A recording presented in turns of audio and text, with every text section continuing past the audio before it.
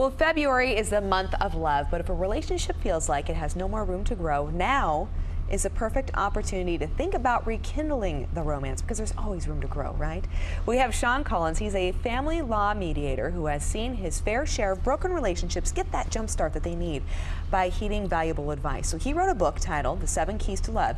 He's joining us right now to share his keys to a happy and healthy love life. And I love, and no pun intended here, but the multiple suggestions that you have in your book. So first, tell us, what was the motivation behind writing The motivation for the book, I do a lot of cases with people and celebrities, and it seems like when they leave the marriage or leave the divorce or the relationship, they're always looking for a new way, a fresh start.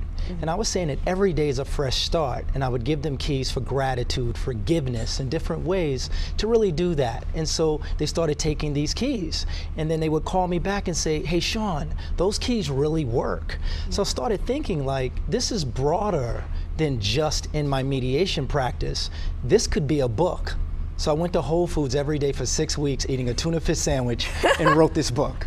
And there you go, over lunch. In the same spot. Yeah. Every day I went to that Whole Foods, that spot was available. Yeah. And I just sat there and I just wrote gratitude, forgiveness, never settle, and really that if you don't love yourself, you can't love anyone else. Yeah, but that's a great point.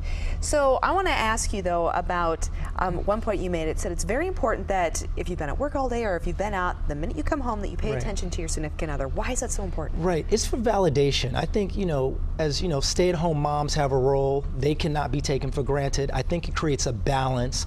People want to be validated. We have to put the smartphones down. We have to stop texting, get off of Instagram, get off of Facebook, and acknowledge the person we love, we care for, that's really significant to us.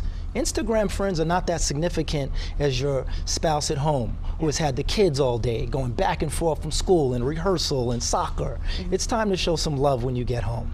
Yeah, and you also point out, find at least one way to help each other. That's right. Yeah, what do you mean by that? Well, when you want to find